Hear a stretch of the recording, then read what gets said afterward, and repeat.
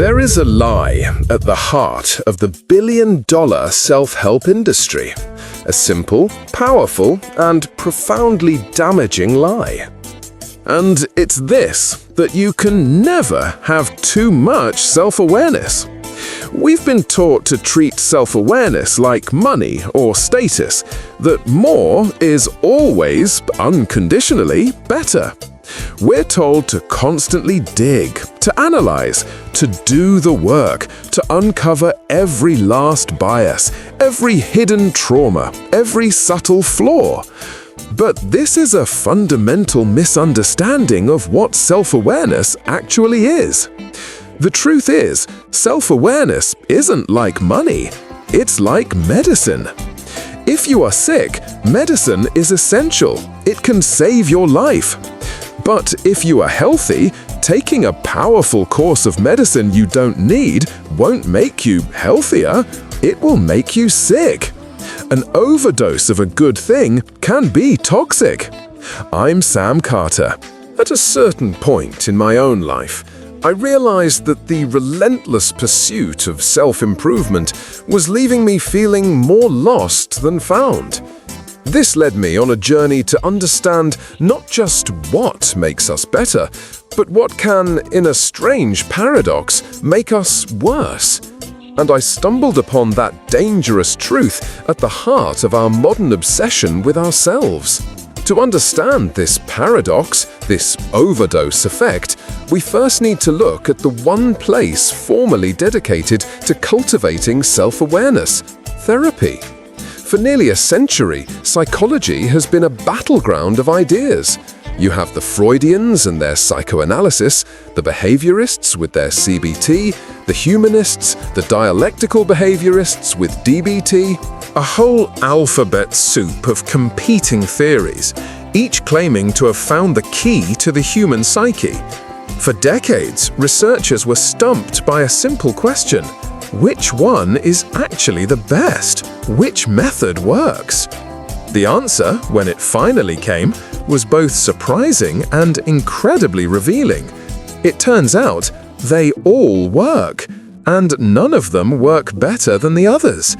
Large-scale studies, meta-analyses, consistently found that whether you were doing cognitive behavioral therapy or psychodynamic therapy or something else entirely, the results were, on average, kind of the same. This was a huge puzzle. If the specific techniques and theories don't seem to matter that much, then what on earth are people paying for? What is the actual mechanism that makes therapy effective? The answer is the context, not the content.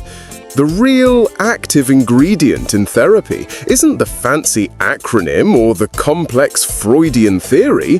It's the simple, repeatable act of showing up to a non-judgmental space on a regular basis and externalizing your internal world to a thoughtful, attentive human being. This is also why journaling is one of the most consistently proven mental health tools we have. It achieves the exact same thing. It creates a safe, non-judgmental context to take the chaos that is swirling inside your head and put it outside of you, onto a page. The pen and paper become the thoughtful listener. The underlying principle here is incredibly profound, and it was articulated beautifully by the philosopher Arthur Schopenhauer long before psychotherapy was even invented. He pointed out that our consciousness is always split into two parts, the subject and the object. There is the I that is doing the watching, and there is the thing that is being watched. When you are consumed by an emotion, the subject and object merge. You don't say, "I am experiencing anger," you say, "I am angry." The feeling has become your identity. The watcher and the watched are one. The magic of talking or writing about it is that it forces a separation. It turns your anger from a part of the subject, I, into an object that can be looked at. Imagine you're completely absorbed in a tense thriller. Your heart is pounding, your palms are sweating. You are the tension. You are inside the movie. That is I am angry. Now, imagine you press the pause button. You step back from the screen. Suddenly, you can see the character who is feeling the tension. You can analyze their expression, the lighting, the situation they're in. You are no longer consumed by the feeling. You are observing it. That is, I am observing a feeling of anger. That separation is everything. It's the space where objectivity is born. It's where emotional regulation begins. By turning our feelings into objects, we disidentify with them. We realize we are not our anger. We are not our anxiety. We are not our intrusive thoughts. We are the consciousness that is aware of them. This process, this is the bedrock of emotional health. This is how healthy self-awareness works. It normalizes what feels pathological by giving us the perspective to see our inner turmoil not as a defect in our soul, but as a passing storm on the horizon of our consciousness. It's the prerequisite for dealing with our emotional baggage. So it begs the question, can you have too much of a good thing? Is it possible to be too aware of your anger, your anxiety, your flaws? The answer, it turns out, is a definitive yes. And this is where the medicine becomes a poison. Let's go back to the therapy room. But let's change the scenario. Imagine you've been going for a while. You've worked through your major issues. Your relationships are stable. Your career is on track. Life is pretty good. You sit down in the plush chair and the therapist asks their usual, "So, what's on your mind this week?" And the answer is, not much. A quiet anxiety begins to bubble up, but it's not about your life. It's about the therapy itself. You feel a subtle pressure, the pressure to have a problem, the pressure to have something to work on, the pressure to produce a breakthrough, to justify the time, the money, the very act of being there. So you start scanning. You rummage through your week looking for a problem, and you find a small one. You know, you say, I feel like I don't really connect with my co-workers. I feel a bit isolated at the office. In a normal context, this is a minor, everyday life friction. But in this context, this problem-seeking context, it gets magnified. It becomes a symptom. The well-intentioned therapist leans in. That's interesting. Tell me more about that feeling of isolation. Does it feel familiar? Where do you think that comes from? Does it have roots anywhere, perhaps from childhood? The questions are gentle, supportive, but they are also leading. They are sending your brain on a mission. Find the source, find the trauma, find the origin story that will make this minor issue feel like a major discovery. And your mind, being the brilliant storytelling machine that it is, wants to please you. It wants to give you the answer. So it starts to search its vast, hazy archives of memory.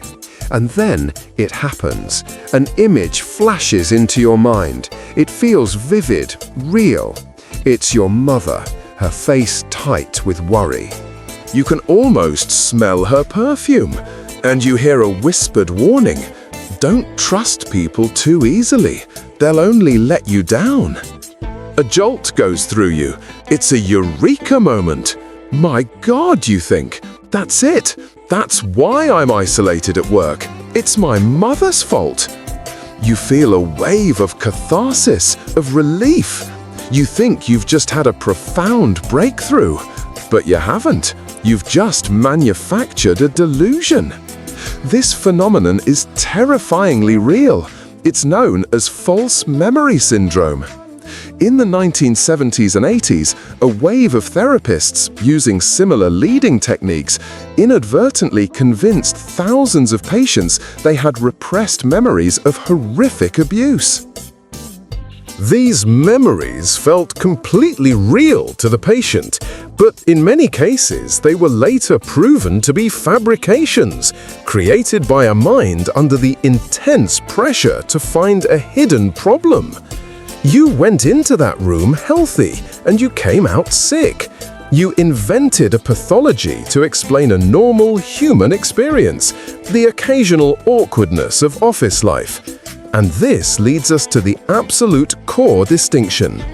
Healthy self-awareness normalizes the pathological. It takes your terrifying, overwhelming panic and, through observation, helps you see it as just a set of physiological sensations, as something manageable, something normal. Unhealthy self-awareness pathologizes the normal. It takes the everyday, unavoidable discomforts of being human, boredom, awkwardness, irritation, sadness, and turns them into issues that must be diagnosed, traced back to a root cause, and eliminated. Now, zoom out. Look at our culture. Awareness of mental health issues is at an all-time high. The language of therapy is everywhere. We talk about trauma, triggers, attachment styles, and toxic patterns more than any generation in history. Yet, by almost every metric, our collective mental health is at an all-time low. Anxiety, depression, and loneliness are skyrocketing. The extra awareness isn't helping, it's hurting. We are, as a culture, overdosing on the medicine. We are teaching an entire generation to pathologize the very act of being human, to see every negative emotion not as a natural signal, but as a symptom of a disorder. So if you feel you are trapped in this cycle, if you are too self-conscious, too stuck in your own head, constantly analyzing every mood and motivation, what is the antidote? How do you stop the overdose? First, stop trying to solve everything. Anxiety is not a problem to be solved. It's a signal that you should pay attention to something. Anger is not a character flaw to be eliminated. It's a signal that a boundary has been crossed. Fear is a signal to be cautious. These are feedback mechanisms. You don't have to fix all of them. Sometimes you just have to listen, nod, and let them pass. Second, don't fix what isn't broken. If your life is good, let it be good. Don't go looking for trouble. Resist the cultural pressure that insists you must always be working on yourself. Sometimes the most profound self-work is to simply enjoy a period of peace without trying to deconstruct it. Third, get physical. The human mind did not evolve to sit in rooms and think about itself all day. It evolved to move. An overactive mind is often the result of an underactive body. The fastest way to quiet the relentless inner monologue is to get out of your head and into your body. Go for a run, lift something heavy, do something that makes you sweat. It is a biological reset button for overthinking. And finally, number 4, practice detachment. This is the hardest one. There are things in life you cannot change and cannot control. Your ability to accept this, to let go of the need to fix and understand everything, is directly proportional to your peace of mind. And if you struggle with that, well, a certain someone may have written a popular book about that very art. Ultimately, self-awareness is a powerful tool, but like any tool, it can be used to build or to demolish. The goal isn't to think more about yourself. The goal is to think about yourself when necessary in a healthier way, so that you can then forget about yourself and go live your life. If this perspective resonated with you, show your support with a like and make sure you're subscribed. It's genuinely the only way the algorithm knows you want more content that challenges the status quo. And you know how it is. Videos like this that question popular narratives can sometimes disappear, so subscribing is the best way to stay connected.